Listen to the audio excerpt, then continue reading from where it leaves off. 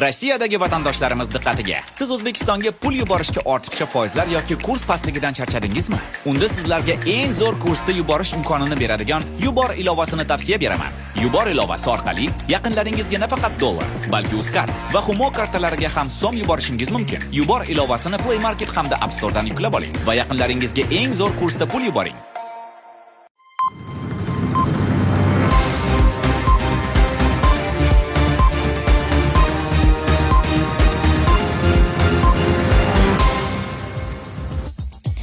Yaqin Sharqni tark eting. Eron AQSh kuchlariga tahdid ohangida murojaat qildi.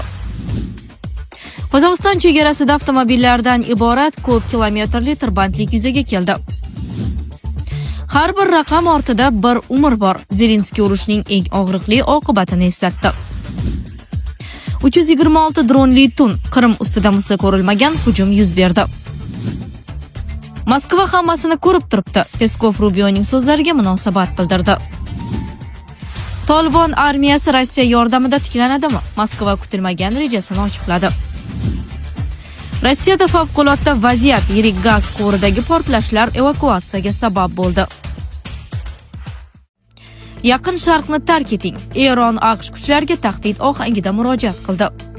Eron tashqi ishlar vaziri Aroqchi AQShni o'zining harbiy xizmatchilarini Yaqin Sharq mamlakatlaridan olib chiqishga chaqirdi. Bizning qurolli kuchlarimiz biron bir hujum yoki tahdidni javobsiz qoldirmaydi. Agar xavfsizlikda bo'lishni istasangiz, mintaqamizni tark eting deya yozdi u X ijtimoiy tarmog'idagi sahifasida. Avvalroq AQSh qurolli kuchlar markaziy qo'mondonligi Hormuz bo'g'ozi ustida Amerikaning Apache vertolyoti urib tushirilganidan keyin Eronga zarba berganini ma'lum qilgandi. Bunga javoban Eron Islom inqilobi qo'riqchilari korpusi Amerikaning Yaqin Sharqdagi bazalariga hujum qildi. Qozog'iston Rossiya chegarasida avtomobillardan iborat ko'p kilometrli tirbandlik yuzaga keldi. Guvohlarning so'zlariga ko'ra, navbat kutish vaqti 2-3 sutkagacha yetishi mumkin. Haydovchilar chegaradan tezroq o'tish uchun 10 ming rubl atrofida pul to'lash talab qilinayotganini aytishgan. Qozog'iston Rossiya chegarasida yuzlab avtomobillar tirbandlikda qoldi deb xabar berdi Shot. Xabar qilinishicha, tirbandlik Aqto'be va Orenburg o'rtasida joylashgan chegara punktida yuzaga kelgan. Guvohlarning so'zlariga ko'ra, navbat kutish vaqti 2-3 sutkagacha yetishi mumkin. Haydovchilar chegaradan tezroq o'tish uchun 10 ming rubl atrofida pul to'lash talab qilinayotgan aytishgan. Qayd etilishicha, eng uzoq tekshiruvlar O'zbekiston va Qirg'izistondan kelayotgan yuk mashinalariga nisbatan amalga oshirilmoqda. Har bir raqam ortida bir umr bor. Zelenskiy urushning eng og'riqli oqibatini eslatdi. Rossiyaning Ukrainaga qarshi keng ko'lamli bosqini boshlanganidan beri kamida 707 nafar ukrainalik bola halok bo'lgan. Bu haqda Ukraina prezidenti Zelenskiy agressiya qurbonlari bo'lgan begunoh bolalarni xalqaro xotiralash kuni munosabati bilan X ijtimoiy tarmog'idagi sahifasida murojaat qilgan. 4-iyun urush va zo'ravonlikdan jabr ko'rgan bolalar xotirasiga bag'ishlangan xalqaro kun. Keng ko'lamli bosqin boshlangandan beri Rossiya kamida 707 nafar kichik ukrainalikning hayotiga zomin bo'ldi. Har bir o'lim kelajakdan tortib olingan boladir. Rossiya bu jinoyatlari uchun javobgarlikka tortilishi kerak, deydi Zelenskiy. Ukraina rahbari har bir halok bo'lgan bolaning taqdiri ortida yo'qotilgan orzular va barbod bo'lgan kelajak turganini ta'kidlab, xalqaro hamjamiyatni ushbu jinoyatlarga huquqiy baho berishga chaqirgan. Bu holat hayot sifatiga ta'sir qilyaptimi? Oilaviy hayotda zaiflik, stress va ishonchsizlik olib kelyaptimi? Vulkan erkak kuchi va ishonchining yangilangan manbai. Prostata bezi adenomasi surunkali prostatitdan qutulishga yordam beruvchi ishonchli formula. Atigi 5-7 kun ichida natijasini sezasiz. O'zingizni yengil va ishonchli his eting. Vulkan siz izlagan tabiiy yechim. 326 dronli tun Qrim ustidan misli ko'rilmagan hujum yuz berdi. Ukraina dronlari Rossiya nazorati ostidagi Qrimning Sevastopol shahridagi tarixiy muzeyga zarba berdi. Hozircha qurbonlar haqida ma'lum qilinmagan. Qayd etilishicha, Qrim ma'muriyati dron hujumlari sabab tungi poyezdlar jadvaliga o'zgartirishlar kiritgan.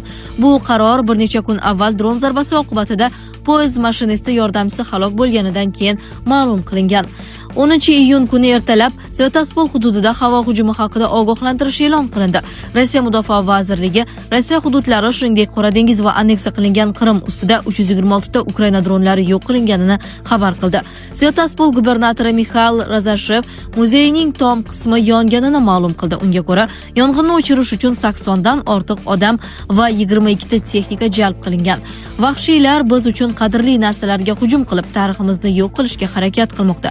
Bizni bu bilan qo'rqitib bo'lmaydi. Sizlar faqat bu dunyoga o'z yomon ta'rifingizni ko'rsatyapsiz, deya yozgan Mikhail Razvojov o'zining Telegram kanalida. Moskva hammasini ko'rib turibdi. Peskov Rubioning so'zlariga munosabat bildirdi. Rossiya prezidenti matbuot kotibi Peskov AQShning Ukraina bo'yicha pozitsiyasi, Vladimir Zelenskiyning ochiq maktubi va mojaroni hal etish masalalariga izoh berdi. Avvalroq AQSh davlat kotibi Rubio Washington Ukrainadagi mojaroda neytral vositachi bo'la olmasligini, chunki AQSh Kiyevni qo'llab-quvvatlashini aytgan edi. Uning so'zlariga ko'ra, AQSh Rossiyaga emas, Ukrainaga qurol yetkazmoqda va sanksiyalarni ham Ukrainaga emas, Rossiyaga nisbatan joriy etmoqda. Peskovning ta'kidlashicha, Moskva bunday bayonotlarni inobatga oladi. Shu bilan birga, Kreml AQSh ma'muriyatida Ukraina mojarosini hal etishga chindan hissa qo'shishga harakat qilayotganlar ham bor deb hisoblaydi. U asosiy tezislarni quyidagicha bayon qildi. Moskva AQShning Ukraina tomonida ekani haqidagi bayonotlarni e'tiborga oladi. Kreml Donald Trampning mojaroni tugatishga qaratilgan siyosiy idorasini qadrlaydi. Zelenskiyning Putinga ochiq maktubi masalasida Peskov, agar maktub bermoqchi bo'lsang, ber, megafon orqali murojaat qilsang, buni maktub deb atama, degan mazmunda izoh berdi. U Zelenskiyning Rambo obraziga o'xshashga urinayotgani, ammo bunga erisha olmayotganini aytdi. Rossiya uchun o'z manfaatlariga erishish va maxsus harbiy operatsiya boshida qo'yilgan vazifalarni bajarish muhimligini ta'kidladi. Peskov bu haqda Vesti axborot agentligi muallifi Pavel Zarubinga hamda Xitoy media korporatsiyasiga bergan izohlarida gapirdi. Tolibon armiyasi Rossiya yordamida tiklanadimi? Moskva kutilmagan rejasini ochiqladi. Rossiya va Tolibon o'rtasida harbiy texnikaviy hamkorlik to'g'risida kelishuv imzolandi. Shundan so'ng Rossiyaning Afg'onistondagi savdo markazi rahbari bayonot berdi. Uning aytishicha, Tatariston kompaniyalari Tolibon foydalanadigan harbiy texnikalarni ta'mirlash va tiklashi mumkin. Tatar Inform axborot agentligi 31-may kuni bu haqda xabar tarqatdi. Rossiyaning Afg'onistondagi savdo markazi rahbari Rustam Habibulinga ko'ra, Tatariston Tolibon ma'muriyatining harbiy texnikalarni ta'mirlash va ularga texnik xizmat ko'rsatishda hamkorlik qila oladi. Shuningdek, ehtiyot qismlar, maxsus uskunalar va transport vositalarini yetkazib berishi mumkin. Uning qo'shimcha qilishicha, ushbu hamkorlik Tataristonda ishlab chiqarilgan Rossiya texnikalari uchun kafolatli xizmat ko'rsatish markazlarini qayta tiklashni ham o'z ichiga oladi. Bundan tashqari, afg'onistonlik mutaxassislar uchun o'quv markazlarini ochish va dilerlik tarmoqlarini tashkil etish rejalashtirilmoqda. Habibulinning so'zlariga ko'ra, hozirda Afg'onistonda turli rusumdagi 100 dan ortiq Mi-17 vertolyotlari bor. Shuningdek, Rossiya va Tataristonda ishlab chiqarilgan 30 mingdan ortiq KAMAZ yuk mashinalari hamda 2000 ga yaqin boshqa og'ir yuk transport vositalari mavjud. Rossiyada favqulodda vaziyat, yirik gaz quvuridagi portlashlar evakuatsiyaga sabab bo'ldi. Rossiyaning Dog'iston Respublikasidagi Qizilyurt shahri yaqinidan o'tuvchi magistral gaz quvurida 3 ta portlash sodir bo'ldi. Hodisa ortidan yuzaga kelgan yong'in sabab qariyb 140 kishi evakuatsiya qilindi. Bu haqda Anadolu agentligi xabar bermoqda. Dog'iston Favqulodda vaziyatlar vazirligi boshqarmasi ma'lumotiga ko'ra, 112 tizimiga Qizilyurtda gaz quvurining portlashi va alangalanishi haqida xabar kelib tushgan. Shundan so'ng voqea joyiga qutqaruvchilar va yong'in o'chirish ekipajlari yuborilgan. Dastlabki ma'lumotlarga ko'ra, diametri 1200 mm bo'lgan magistral gaz quvurida ketma-ket 3 ta portlash sodir bo'lgan. Mahalliy hokimiyat vakillarining bildirishicha, gaz quvurining yorilishi yonilg'i quyish shoxobchasi yaqinida yuz bergan. Quvurdan yuqori bosim ostida gaz chiqishi oqibatida kuchli yong'in boshlangan.